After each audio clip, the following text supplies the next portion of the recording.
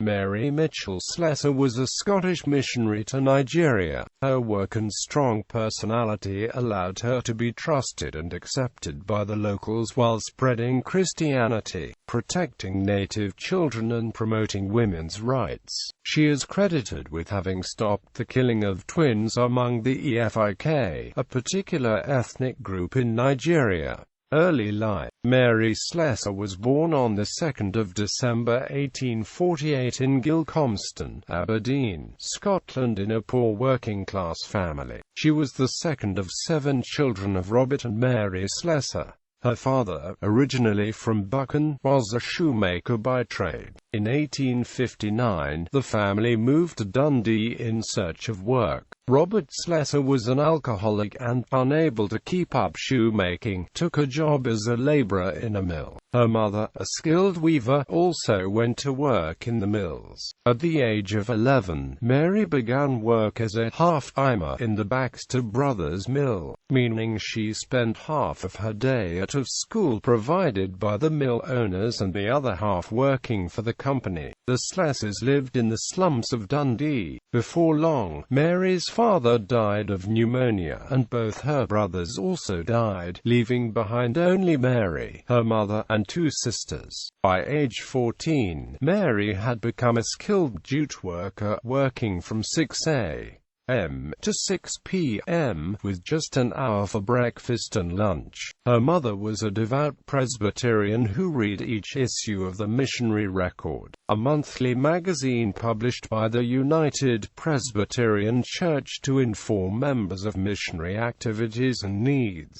Slessor developed an interest in religion and, when a mission was instituted in Quarry Pend, she wanted to teach. Slessor was 27 when she heard that David Livingstone, the famous missionary and explorer, had died, and decided she wanted to follow in his footsteps.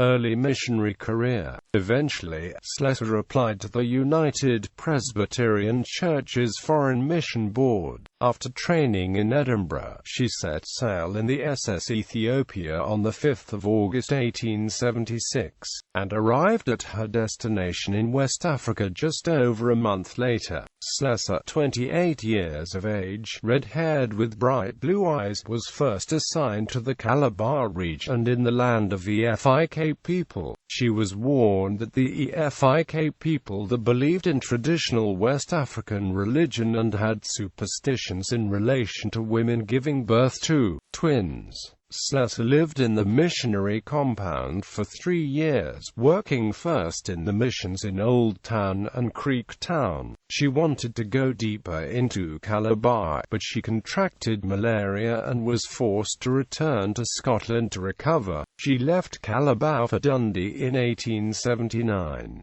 After 16 months in Scotland, Slessor returned to Calabar, but not to the same compound. Her new assignment was 3 miles farther into Calabar in Old Town. Since Slessor assigned a large portion of her salary to support her mother and sisters in Scotland, she economized by learning to eat the native food. Issues Slessor confronted as a young missionary included the lack of Western education, as well as widespread human sacrifice at the death of a village elder who, it was believed, required servants and retainers to accompany him into the next world. The birth of twins was considered a particularly evil curse. Natives feared that the father of one of the infants was an evil spirit, and that the mother had been guilty of a great sin. Unable to determine which twin was fathered by the evil spirit, the natives often abandoned both babies in the bush. Slessor adopted every child she found abandoned, and sent out twins missioners to find, protect and care for them at the mission house. Some mission compounds were alive with babies. Slessor once saved a pair of twins, a boy and a girl, but the boy did not survive. Mary took the girl as her daughter and called her Janie. According to W.P. Livingstone, when 2 deputies went out to inspect the mission in 1881–82, they were much impressed. They stated, "She enjoys the unreserved friendship and confidence of the people, and has much influence over them." Quote, This they attributed partly to the singular ease with which Slessor spoke the language. After only 3 more years, Slessor returned to Scotland on yet another health furlough. This time, she took Janie with her. During the next 3 years, Slessor looked after her mother and sister, raised Janie, and spoke at many churches, sharing stories from Calabar. After this hiatus, Slessor returned to Calabar. She saved hundreds of twins out of the bush, where they had been left either to starve to death or be eaten by animals. She helped heal the sick and stopped the practice of determining guilt by making the suspects drink poison. As a missionary, she went to other tribes, spreading the word of Jesus Christ. During this third mission to Calabar, Slessor received news that her mother and sister had died. She was overcome with loneliness, writing, "There is no one to write and tell my stories and nonsense to." Quote, she had also found a sense of independence, writing, "Heaven is now nearer to me than Britain, and no one will worry about me if I go up country." Slessor was a driving force behind the establishment of the Hope Waddell Training Institute in Calabar, which provided practical vocational training to Efiks. The superstitious threat against twins was not only in Calabar, but also spread to a town Eratuku on the far west of Calabar. There is a high school named in honor of Mary Slessor. This is located in Eratuku, a town west of Calabar, about 3.5 hours drive away. The people of Calabar are Efik tribe, though the popular Eratuku town is in Igbo tribe. Both Calabar and Eratuku share some common cultures and are in southeastern Nigeria, in Cross River State and Abia State respectively. Among the Okoyong and Efik. In August 1888, Slessor traveled north to Okoyong, an area where previous male missionaries had been killed. She thought that her teachings, and the fact that she was a woman, would be less threatening to unreached tribes. For 15 years, Slessor lived with the Okoyong and Efik people. She learned to speak Efik, the native language, and made close personal friendships wherever she went, becoming known for her pragmatism and humor. Slessor lived a simple life in a traditional house with Efiks.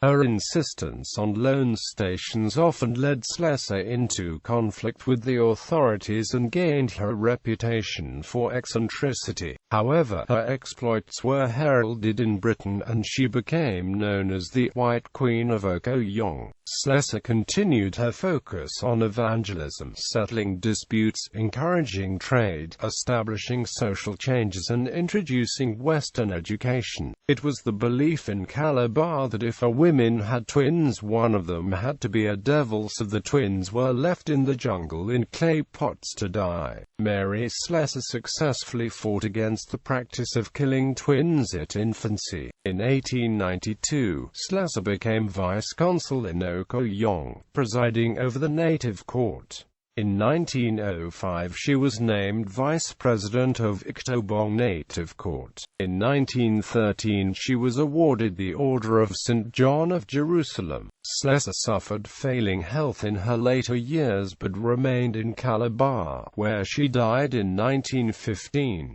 There, for the last 4 decades of her life, Slessor suffered intermittent fevers from the malaria she contracted during her first station to Calabar. However, she downplayed the personal costs, and never gave up her mission work to return permanently to Scotland. The fevers eventually weakened Slessor to the point where she could no longer walk long distances in the rainforest, but had to be pushed along in a handcart. In early January 1915, while at her remote station near Usikitoku, she suffered a particularly severe fever.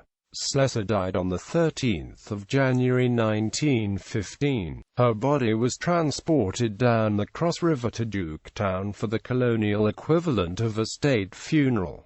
A Union Jack covered her coffin. Attendees included the provincial commissioner, along with other senior British officials in full uniform. Flags at government buildings were flown at half-mast. Nigeria's Governor-General, Sir Frederick Lugard, telegraphed his deepest regret from Lagos and published a warm tribute in the Government Gazette.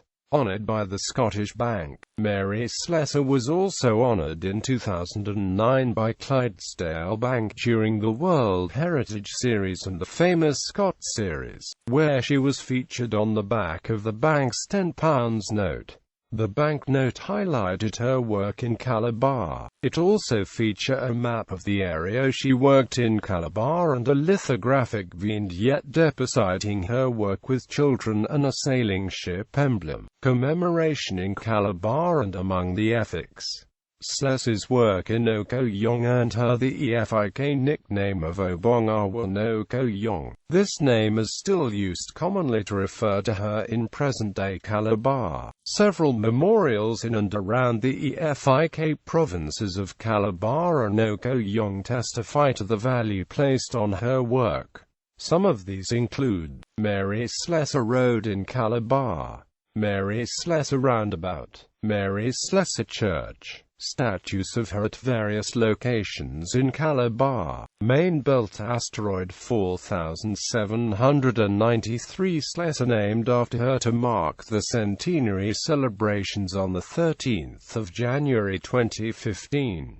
Memorial in Achimota School, Ghana. A girl's house, Slessor House, was named after Mary Slessor in Achimota School, Ghana. Gallery